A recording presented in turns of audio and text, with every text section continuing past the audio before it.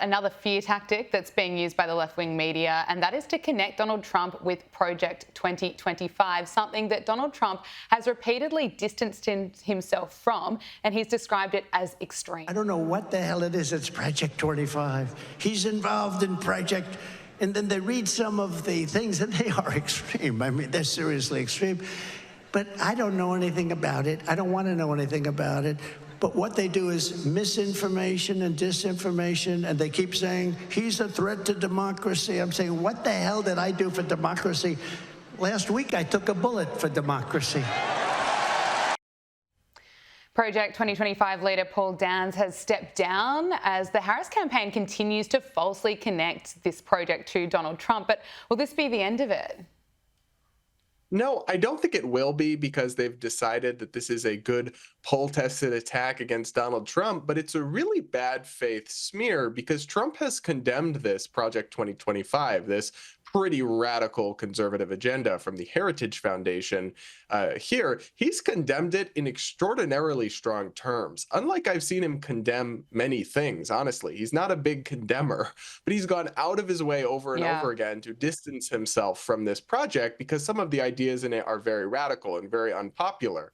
But they want to tie this to him, even though he's put out an actual agenda, a Republican Party platform that is the Trump platform that people can go look. And the most controversial parts of Project 2025, like banning abortion medications, like banning all pornography, those things are nowhere to be found in Trump's actual platform. Right. So it seems to me to be deeply unfair to judge a candidate and assign to him blame and responsibility for this is what he'll do, Project 2025, when he's vocally repudiated it over and over again and also put out a separate agenda that is quite different in many of the key and most controversial policies. Now, it's true Trump has some ties to it. Some of the people involved in creating it worked in his White House, and the Heritage Foundation is an influential conservative group. But people who understand politics understand that there's always activist groups creating agendas and white papers and trying to push them in the background. It doesn't mean those ideas are going to all see the light of day, or even that most of them will. It's purely aspirational. So these ideas, some of them I think make a lot of sense in this document. Some of them I think are a little bit Looney Tunes. But ultimately, you can't pin them on Trump when over and over again he said, I don't support this, but that is what mainstream media is doing. And it's the kind of thing that they would so quickly call misinformation or disinformation, or even call to be censored if it was conservatives or Trump supporters that were doing it. But because it's to take down the guy they really don't like, I guess any means are justifying any ends in their mind. Absolutely. Facebook can classify that iconic shot of Donald Trump with his fist in the air after getting shot as misinformation. It's, of course, corrected that, but it's absolutely insane. Look, just when we thought it couldn't get any more embarrassing for the Secret Service, it has. My question is, why don't you relieve everybody of duty who made bad judgment? So, yeah, you're right. I am zeroing in on somebody. I'm trying to find somebody who's accountable here. And so you're telling me that the person who made the decision not to include this in the perimeter has not been relieved of duty. What about the person who's in charge of the interoperability of radio frequencies between local law enforcement and Secret Service? Has that person been relieved of duty?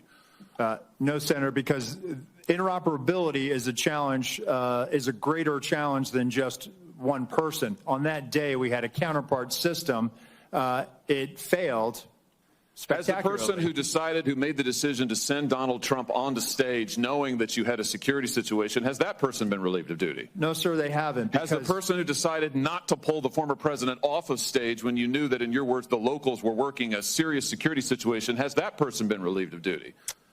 No, sir. Again, I refer you back to my original answer that we are investigating this through a mission assurance. And as opposed to zeroing in on one, what more do you need to investigate to know exactly what the decision-making process was? What more do you need to investigate to know that there were critical enough failures that some individuals ought to be held accountable? I mean, what more do you need to know? It gets more and more upsetting the more I watch it. 3 weeks on, no answers. Are we ever going to get some answers from the Secret Service?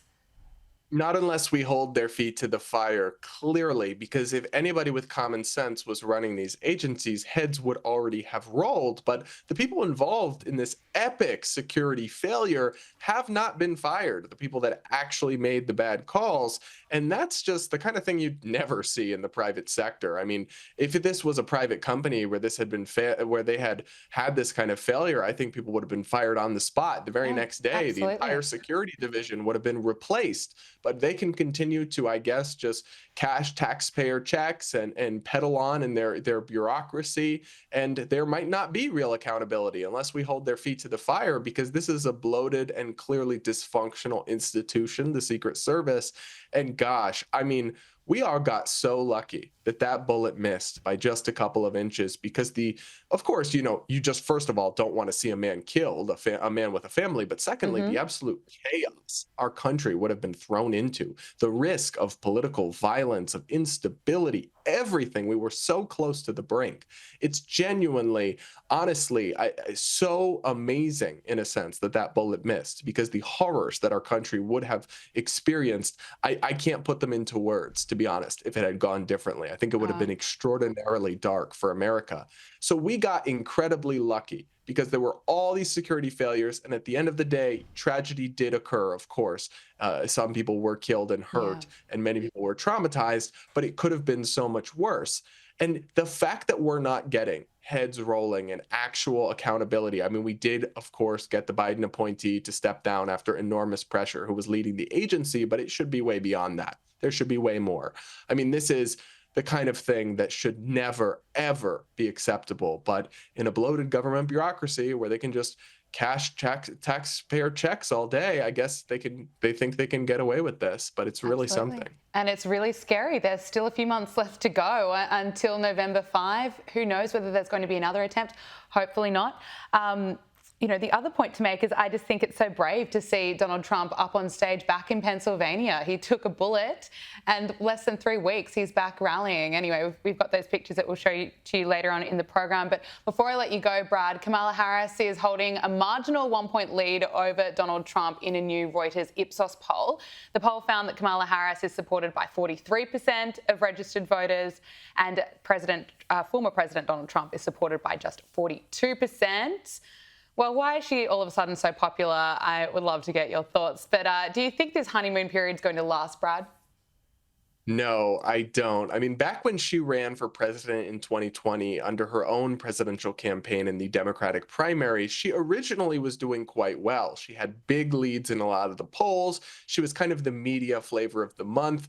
But as the campaign went on, her really just being very bad at politics came out and was on full display. Her many gaffes, her flip-flopping on policies, all of that became clear, and she plummeted and eventually dropped out before the Iowa caucuses. So her campaign went up in flames. She's having a bit of a moment. It is a honeymoon phase right now. The media has switched overnight and is all in lockstep about praise Queen Kamala, but her vulnerabilities will become clear. She has a quite radical record. In 2019, she was rated as the most left senator in the U.S. Senate. She's got radical positions on everything from fracking to transgender issues to abortion to many other things that will haunt her. All of this, the attack ads are being written right now. So I would expect her to come back down to earth in the polling, and for this race to really tighten up in the coming weeks, because she's having a little bit of a bump now, but I think it's a sugar high, and I do think there's going to be a crash soon. We will wait and see. Brad Polumbo, so great to speak with you, I should say, on Power Hour. Thank you so much. Thanks.